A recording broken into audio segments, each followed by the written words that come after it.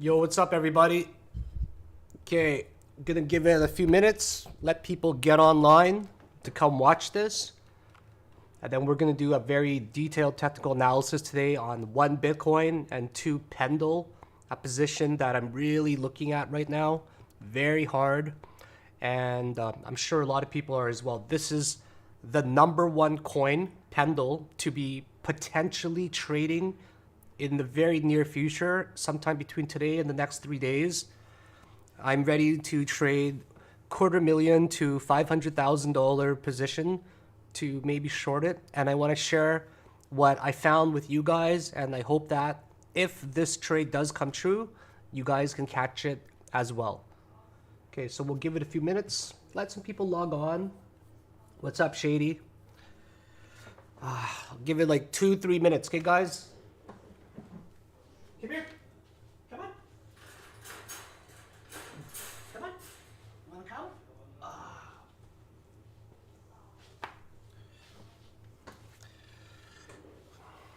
What's up, Tokyo? What do you want to say to everybody, huh? What would you like to say to everybody? I just want to say that my daddy's a scammer. Don't trust him. He's scamming you, and he's just using you to short Pendle. He's not a real trader. He just sells courses online, and he doesn't even make any money from trading at all. Hey, shut the fuck up, Tokyo. What the fuck are you doing, Tokyo? Why are you talking shit on my live stream? What the fuck, Tokyo? Jesus. Luna's good. She's at home. This is Tokyo. She's now 13 weeks old. Very spoiled. Toy poodle. Super healthy. Very energetic. She's like the healthiest dog ever. Our last puppy died because the owners gave her distemper when we adopted her. So unfortunately, Mango died. Yeah, Tokyo's healthy. When we got her, she was 700 grams. Now she's 1 kilogram. only 2 weeks later. So very, very healthy dog. It's always good to have a dog, I'm telling you. Alrighty. So let's start the stream. Say bye. Say bye, Tokyo. Tokyo, say bye to everyone. Say bye, Tokyo. Dog's gone wild. Yeah, dog's gone wild. Yeah. Okay, let's go. Let's go. I'm just using you for views.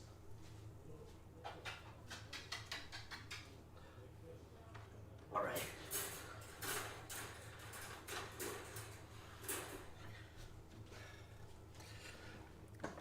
Okay, let's do this. So this is going to be a very, very good live stream. We're going to start with Bitcoin. And Bitcoin, honestly, it hasn't done shit in a while. So the big day was around over here when it broke to the upside, right? Hold on, let me just go further back. Like, it rallied. This was the day I lost $4,000 because I was on a $14,000 win streak. And then I lost $4,000 on here. So this trade, I should have stopped myself out a lot faster, to be honest. But I was like just waiting for that one wick or something, right? This was my trend line I drew. And I waited till the break of this fucking high to stop myself out, which was like a lot because I was in a huge position. I was in I think $500,000 short position. So by the time it got up there, I was already down like, $4,000, and it was just too late. But I didn't want to stop myself out because this candle, I'm like, oh, it got a wick over here, right? Which made sense. I didn't stop myself out because it got a wick. So I assumed the next candle that formed, it was going to form something equivalent, but it was the opposite, right? So that completely fucked me over. But when you take a look at the signs, it should have been like very obvious that it was trending upwards. Because if you take a look at the MACD here, it just kind of how the MACD is looking, right? Histogram's trending. It's still bullishly diverging in terms of going to the upside. So I should have seen that coming a while ago. And then of course it just ends up spiking up there on the break, right?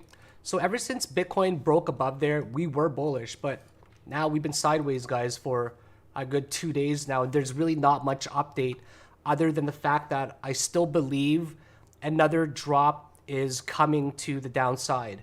If we take a look at Bitcoin and how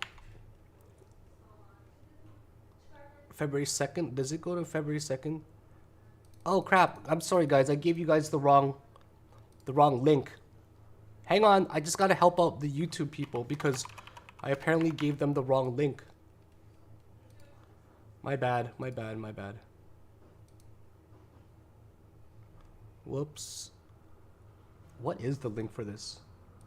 Ah, I screwed up. I'm sorry guys. I got to repost this really quickly. Give me a second. No, I did post it right. I think I did. No, I did post it. Yeah, I don't know why people are complaining. Yeah, it's all right. Okay, anyways, I don't really give a shit. Sorry about that, guys. So, if we go to Bitcoin index, okay. Oh, you guys are not even here yet. Sorry. Anyways, there we go. Now you have the right. You didn't miss much, okay? All that you missed was this right here. I was just talking about this section right here, okay? This section where it broke out and I lost $3,000. That's it. Nothing else that you missed, okay? So now, if we go back, guys, to like 2016, so you got to remember the cycle years, right? The cycle years for the halving years is 2012, 2016, 2017, 2020, right? 2024. Notice it's a 4-year cycle. The bull market years so far was 2013, 2017, 2021. Notice that's every 4 years, right? The bear market years was 2014, 2018, 2022.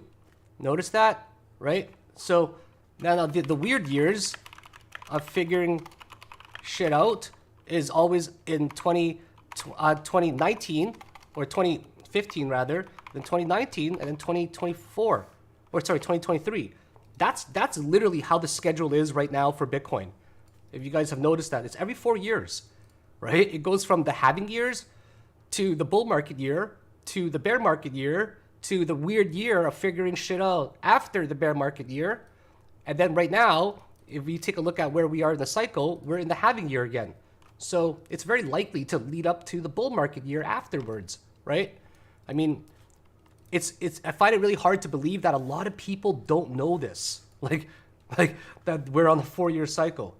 So if you take a look in 2016, okay, in 2016, what we had was at the beginning of the year, till the drop, we had a 24% drop in 2016, okay, in the halving year.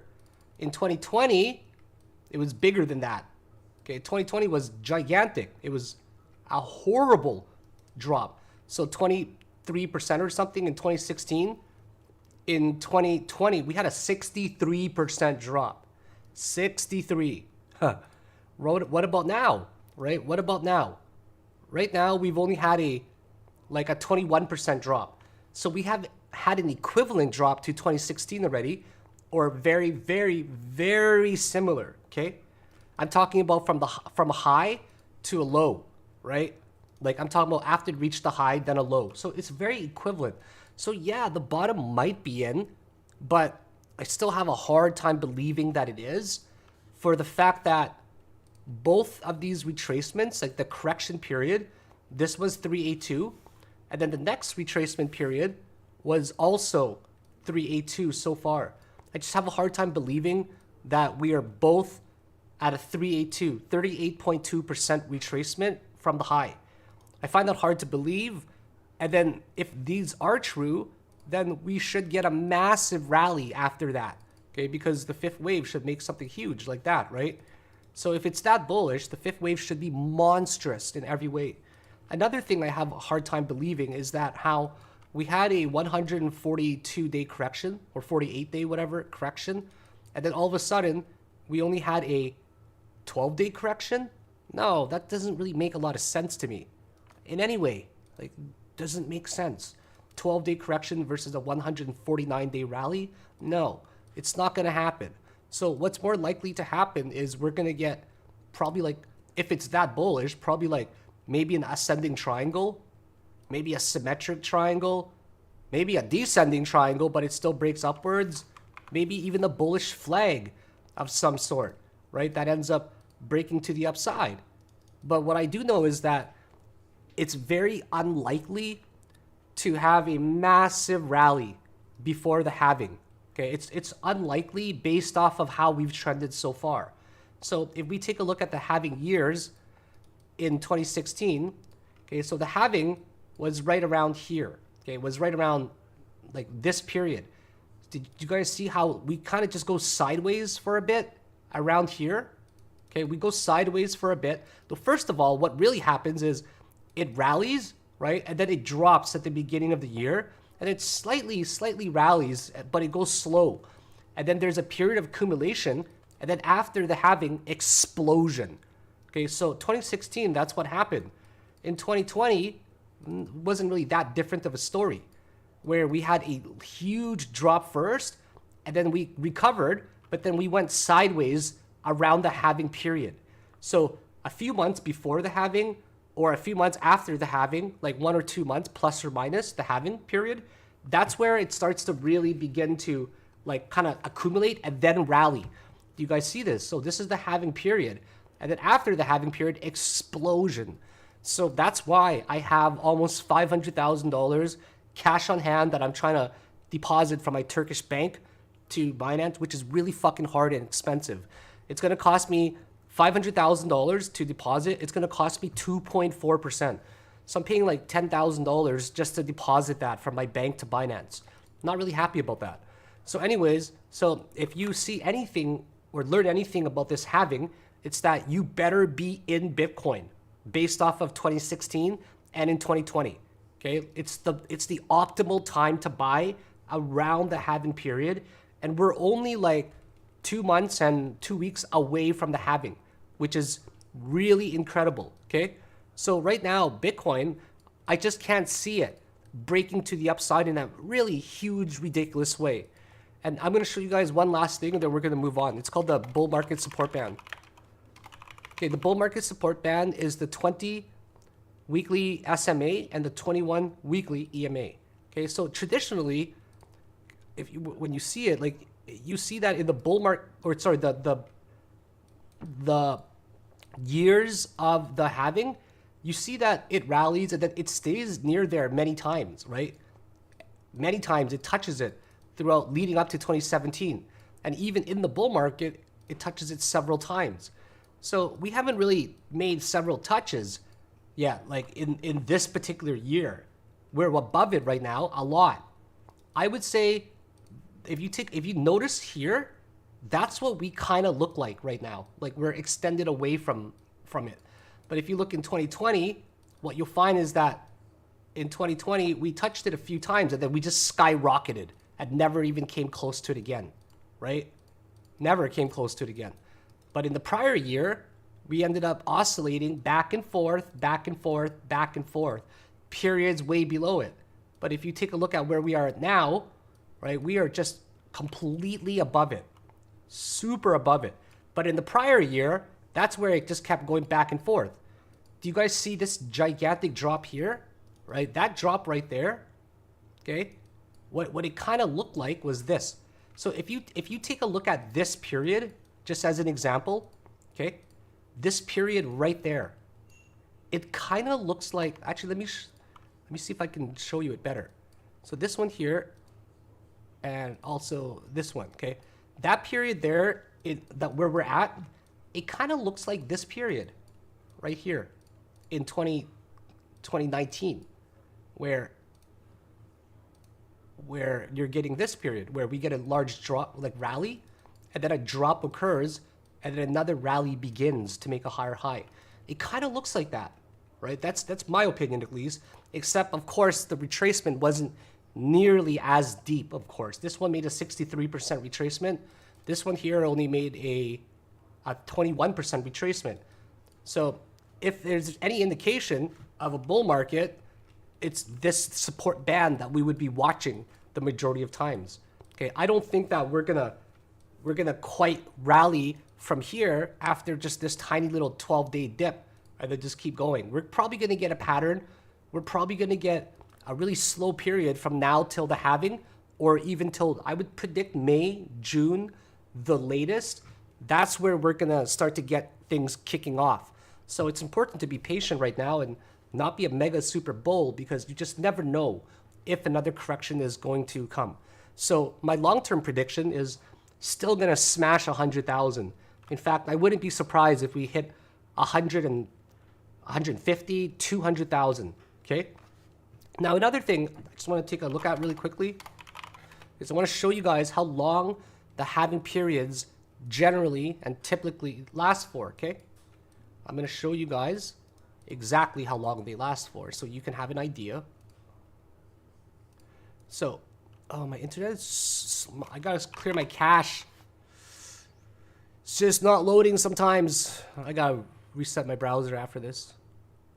Okay, so if you take a look at some charts here, for example, year-to-date ROI, okay, ROI after halving. So if you take a look at the year ROI after halving, what you're gonna see in 2016 till the all-time high, it lasted 525 days from the beginning of the halving till the end and the top of the bull market. Okay, and then if you see here, the 2020 halving period, it lasted 546 days until we reached the all-time high. So something we can conclude is that both bull markets lasted between 525 to 545 days, which is within 5% of each other. So let's just assume that something equivalent happens again. So right here would be where the halving period is, in like right here around April, just say April 15th. So if I go 500 days, okay, like let's just say we take 540 days or something like that. 540 days, like based off of the 2016 year, we would end it in late September. Based off of the 2020 halving year, we would end it about middle of October. So I'm going to predict that based off of previous cycles, that we're probably going to finish a bull market sometime between 500 to 550, 560 days. So it could be sometime between September to maybe even, who knows, December, November, like we've always finished before. So that's a very logical conclusion to make. So long-term prediction, super bullish. And in terms of year-to-date ROI, I mean, in 2016, the ROI was huge, 30.13 after the halving. In 2020's halving, the ROI was 7.86. So, of course, every year it's going to diminish in ROI because it's harder to get some major all-time high numbers, right? So because of that, I'm just going to guess. We'll just say like some random number like 4 for the ROI, okay? Even if Bitcoin was at $40,000 and the ROI was conservatively estimated at an ROI of 4, that's still $160,000 for Bitcoin. Or even more conservative, if the ROI was 3, that would be 120,000. And that's not even a stretch, right? That's just based off of math and what we've seen in the past before. So yeah, $10,000 Bitcoin, yeah, good luck with that, man. Like, good luck. If you're looking for a $10,000 Bitcoin, Leon, you're not really understanding the game well enough, man, or the cycles. 26,000, I don't think 26,000 is even in the cards. I mean, if it is in the cards, there would have to be a massive, massive wave failure. Because you got to understand how the theory of Elliott wave works, right? It says that there's going to be 5 impulse waves. And trust me, we have began these impulse waves. Now, if we get some correction to $26,000 instead, like how Corona said, $26,000, that is now pretty much a deep retracement into the wave 1 territory. Too deep. And then it would invalidate this Bitcoin impulse wave count. Impulse waves in a bull market or semi-bull market don't behave like that, where it crosses here. So then this can be considered a huge invalidation of an impulse wave, which would mean that we would have much further correction and much further decline. Also, based off of everything I have shown you, based off of how the halving events go and how it's an anchor point, and how it rallies afterwards, and how the year-to-date ROI only increases, if you truly believe that $26,000 is on the table, I'm sorry to say, but you're ignoring the majority of pretty much all of the facts that I've just presented.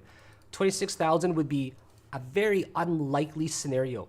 26,000 would bring it down to a drawdown of about 50% before the halving. And it's never done that before, except for in 2020, but we've already had a 20% drawdown. So I just can't see it getting to 10K. I can't see it getting to 26K. It's possible. Of course, anything is possible in crypto, but is it likely? I don't think it's likely in any way. So, and then in the medium term, in terms of like 3 to 6 months, my prediction is that around the halving period, right after it, like a month or two at most after the halving. So the months of May and June, that's going to be the month where the bull market kicks off. It usually kicks off around the summertime. And then quarter 3 and 4, they're usually incredible months to trade in 2024. And then 2025, we're not going to have time for anything except for just day trading. So you guys have to make sure that you're very committed to day trading when it comes to the next year and near the end of this year. In terms of short term, I'm still going to bet that there's going to be a further correction down to 34 to 37K. I still think there's a high likelihood of hitting these regions because that's where the golden ratio is. And by the rule of alternation, where if wave 2 retraces little, wave 4 is likely to retrace more. That is a likely hit as well.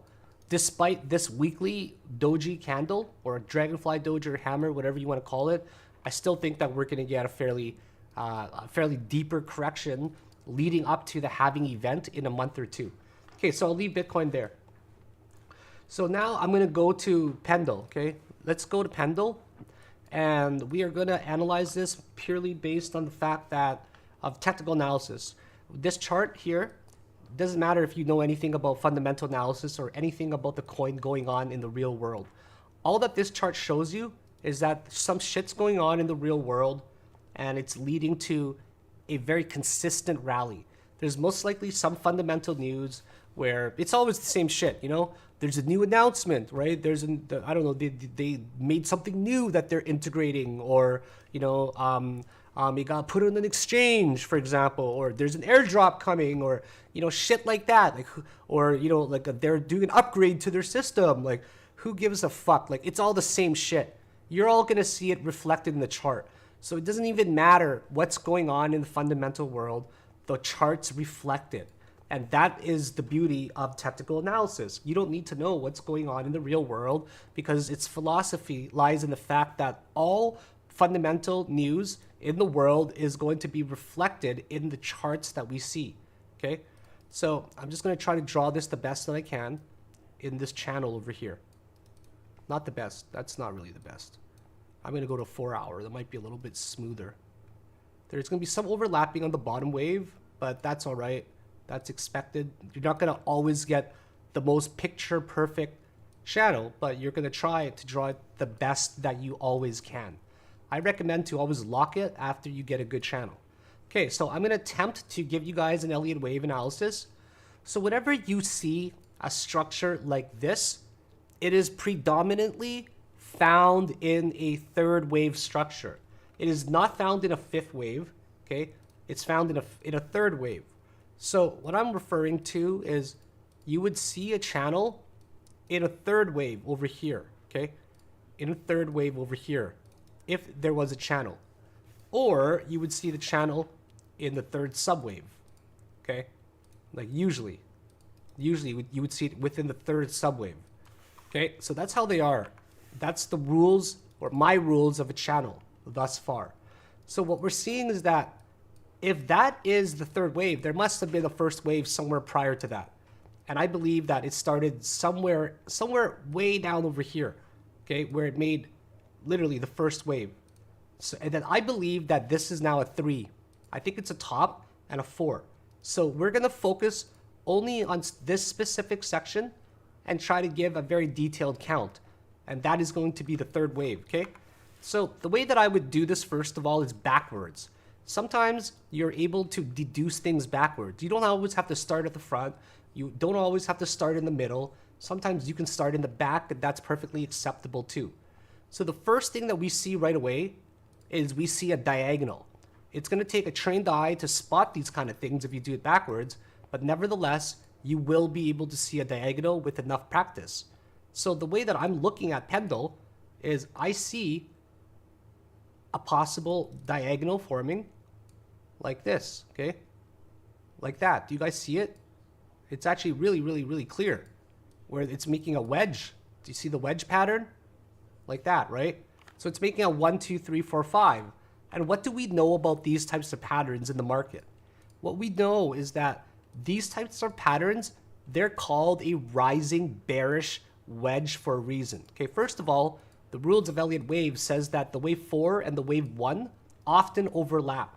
Wave 1 is often the biggest, okay? And then wave 3 is the second biggest, and then wave 5 is the smallest. And this is called a rising bearish wedge because upon completion of it, it tends to break down. So let me just see if I can Google some examples for you, okay? It doesn't always happen, but it's more likely to happen than not. Like you can just Google image and just, you can see a lot of these kind of examples, right? Like tons of these examples of what happens, okay? So you're going to see it everywhere in the market. It happens all the time. At the end of a rally, a rising bearish wedge has a much higher chance to drop to the downside than rally to the upside. But, of course, extended waves could happen that we are unfamiliar with. So I'm just going based off of the basic philosophy of Elliott wave theory. Now, mind you that this is just my interpretation, my opinion of what's going on with this particular coin, and it doesn't guarantee that anything is going to happen at all. So the key components of being a trader is to plan ahead. You have to have a game plan if you want to enter a trade. If you have a game plan, you're going to be able to plan the trade. So you'll say to yourself, if this happens, then I'm going to do this. Or if that happens, then I will do this instead. So it's good to look to your left, look to your right, look in front, look behind you, plan every possible scenario. This way you have an exit plan, and you also have this plan where if things go really south, you can get out of the trade, or if it doesn't happen at all, you're protected. So it's just trying to look at things from different angles. And that's the point of technical analysis. You make a prediction, and hopefully it comes true, and you will win a trade. So now that we know, working backwards, this is a fifth wave over here, we can label it as wave number 5, okay? So that's wave number 5. We know that already. And we're gonna move back to that, okay? So we'll just call that for now. So if that's a wave 5, then by working backwards, okay, this must be a wave 4, right? By deduction, that must be a wave 4, right? And then we can even try to take a look at some structures to see what else we're actually seeing, okay? So this seems like it's a wave 4 because it's the deepest retracement, right? It's the deepest retracement that goes back to the previous wave. So by deduction, it actually drops lower than this. It made a lower low. So because of that, you would assume that this is most likely like a 4 possibly, or this is definitely the 4, okay? So that's how you would assume it. So then you would assume that this is probably one subwave right here, okay? And this is probably another, this is another, this is another, and that's probably another right there, right? So if I assumed all of that, then this component would make my third wave. That's what it looks like by deduction. Now the third wave does not always have to be the biggest, okay? Sometimes they can make weird extended waves. So if we broke that down further, we would most likely be able to subdivide it very, very clearly. Sometimes they don't always give you the best subdivision, and sometimes they're just good enough, and that's how it goes. So this one, to me, if this is the third, this one has to be the fifth, okay? There's no other choice, okay? Or somehow, maybe this is a 3 up here, and it's a really crappy, complicated wave. Like, that's a possibility as well, okay? Like, super possible, where this here makes a really ugly wave, like a 1, 2, 3, 4, something like a 5. But either way, somewhere, because of the different possibilities of the third wave structure and how we can arrange it, it must be a third wave because it's within the channel. Okay, so that's how I'm deducing it. So now let's just assume that that's a third wave as well by deduction. So this is now a 3. Okay, then this here is a 2. There must be a 1 before it as well. Okay, so if there's a 1 before it, it would most likely just be something simple in here. Okay, so we're just going to assume now that the 1 has been found, and we're just going to draw it from where we see it on a higher time frame. Okay, so this is the third, right? We counted the 1 earlier, the big one. So then this one here must most likely be the 1. And this is the 3. This is the 4, and this is the 5. Okay, so if this is the top of the wave, and this is actually the full count of Elliott wave, then there must be a top in very soon. Now that we have partially identified one confluent reason to look at this and say, hey, maybe there's a short opportunity, we got to be even more cautious, take a step back and be like, okay, maybe there's more confluent reasons to enter this trade. And by the way, guys, if you don't know, I opened up 5 more slots to my Discord group with a 80% off coupon. If you guys have not seen my Twitter yet, go take a look at it. There's literally only 5. I haven't checked to see if anybody's bought it yet, but you would get a lifetime Discord membership, my latest course, and access to my custom indicator. It's normally $1,000, but it's on sale 80% off to $200 to only 5 people. So if you guys want to trade with me and get this type of quality analysis, maybe sign up. Maybe it's time to invest in a really good course in a Discord group. Okay, so let's take a look at it further now that we've got the EWT, Elliott wave theories, down. So let's just try to see if we can find any type of divergence, okay? Divergence mainly between the last few waves here, okay? This is important to find bearish divergence and MACD that's lower as well, potentially, or histogram. So on, for example, an 8 hour, I definitely see it. Let's walk down the line, okay? Here, I kind of see it, but I also see this potentially going up as well. Okay, so this one's a scary one, the 6 hour. The 4 hour one, you definitely see it right here. Okay, you definitely see it. And then also the histogram is ticking down in our favor. The 3 hour is also ticking down in our favor. The RSI is also a lower high in our favor for the bulls or the bears. And then the 2 hour actually crossed over already. So up until the 2 hour time frame, we're bearish, but nothing yet on a higher time frame. So we try to find a cutoff, and we say, what time frame is it bearish or bullish up to? If it's bearish up to a high time frame, right, then it would be bearish on a larger degree. Right now, it's on a medium degree for bearishness because it's only on a 2 hour. So the 2 hour needs to stay bearish long enough for the other time frames to catch up on a higher time frame. So the 2 hour needs to keep ticking down, the histogram needs to drop, right? Or we need to stay in this type of pattern for longer, or we need to drop further. And then if that happens, the higher time frames will also start doing that as well, right? So then the 1 hour is probably heading down right now. So the 1 hour is heading down, but it's kind of recovering because it's sideways. So then the 30 minute looks like it's about to go to the upside. So there might be a small short-term rally, right? So right now, it looks bullish on a lower time frame and on a higher time frame. But the medium time frames are starting to look bearish because we've seen that bearishly diverging RSI even up to the 8 hour. And the MACD is bearish as well. So we try to like put the clues together, right? So like if you think about, if you just weigh it, like you have a fucking balanced beam, right? Do you guys know what a balanced beam is? Just imagine for a second. Like, like you have a beam where you're weighing things, right? You know what I mean? You're weighing things on a freaking scale, okay? Here, one side, you have the bearish side, right? Bearish facts. The other side, you have the bullish facts, okay? You put all the data that you have mentally in your head. I'm not going to write it out, right? Actually, I will write it out. This is how you, like, so possible 5, right? Possible 5 EWT count. Does that make sense? So there's a possible 5. This is the bullish side, right? Possible 5 EWT count.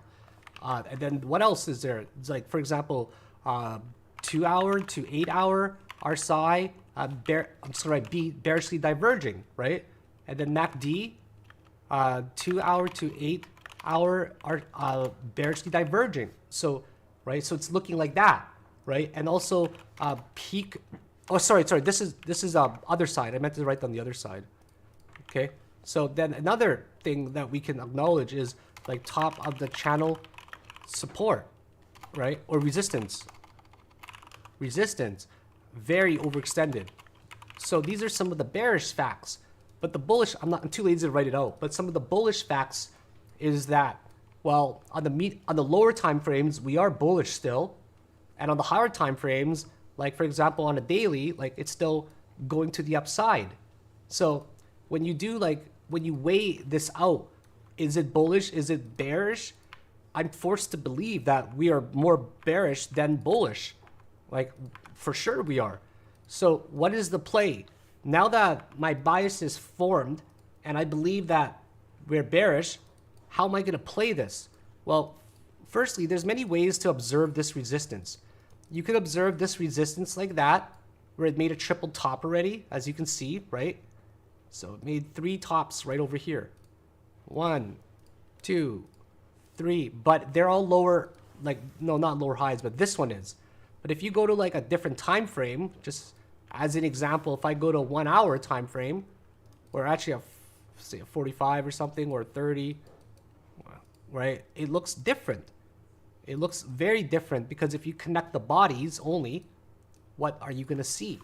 You're going to see the bodies, the open and the closes, forming lower lows, right? They're forming lower lows. Also, we're seeing like pretty much a triple rejection here, here, here.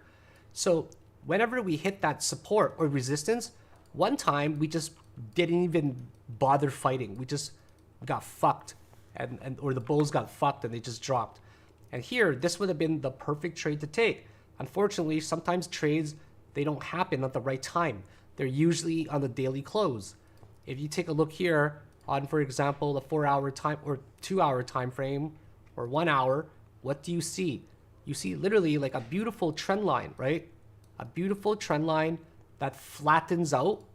Looks kind of like a descending triangle at the end, but it breaks upwards, right? It breaks upwards exactly at the daily close. So that should have been your entry.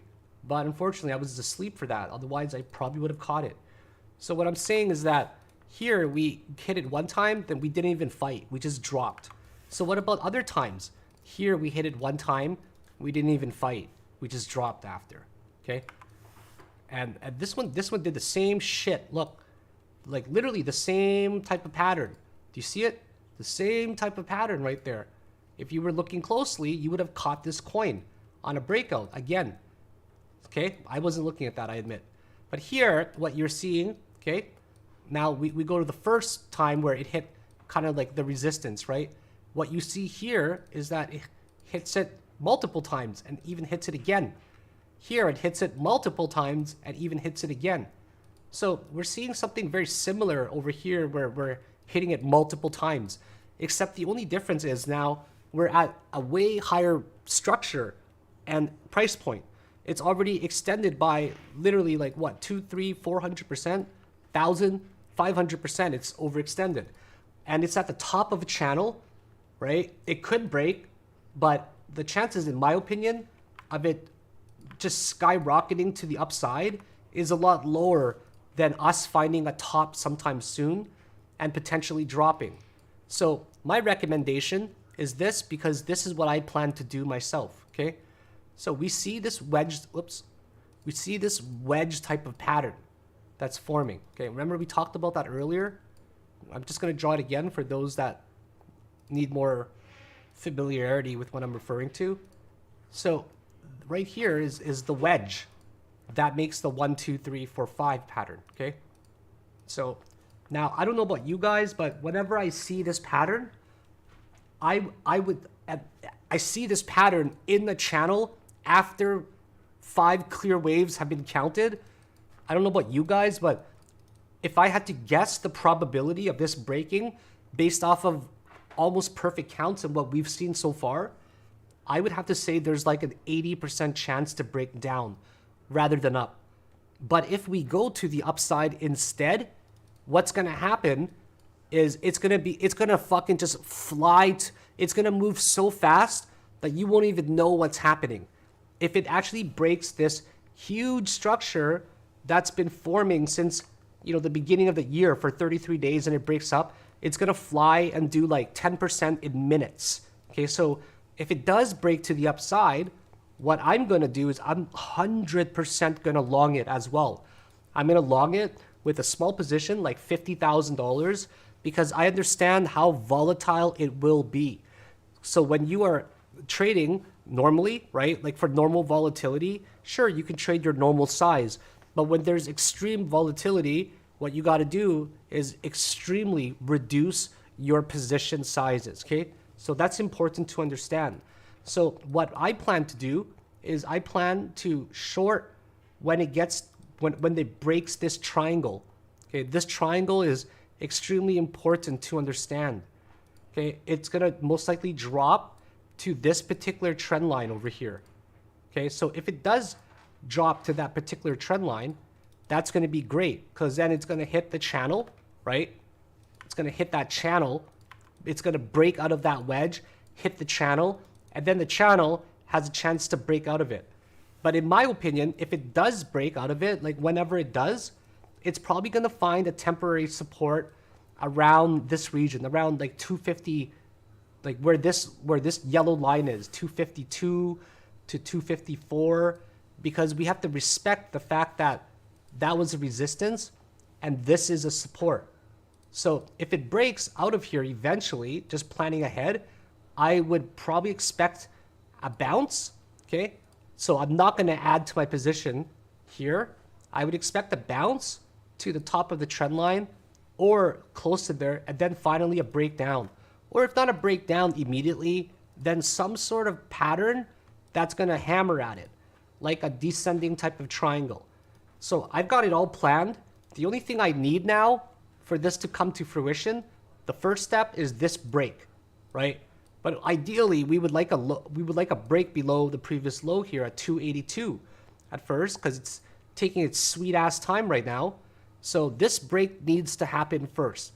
If that break happens first, that would give me a lot of confidence to definitely enter a short position upon the break of the wedge. And then if that wedge breaks happen, I'm going to let it just ride, break below it, and I'm going to do one of two things. I'm either going to add to my position if there's a forceful breakout below the 253 support that I identified for you, okay, if there's a forceful break, or I will most likely add more over here, or if a pattern does end up occurring, I will add over here as well on the break again. So those are my plans for Pendle. I don't think I could have summarized it any better. And if this does come to fruition, it's going to be the trade of the fucking year, because of how much it's rallied of 500%, and we're going to be able to catch a big dip.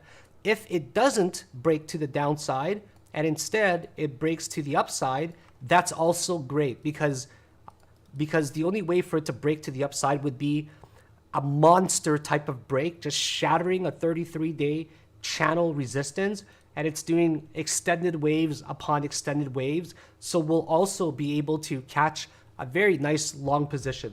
So that's it, guys. That's all. I'm done today. I can't do longer than 45-minute live streams. Just takes too much energy. Have a great day, everybody. Have a great weekend. I'll be on here and there. Make sure to check out my Twitter if you want to. I don't even know if all 5 courses are sold out yet, but you can check if you want to get into my Discord group and my newest course for 80% off. Time to go check.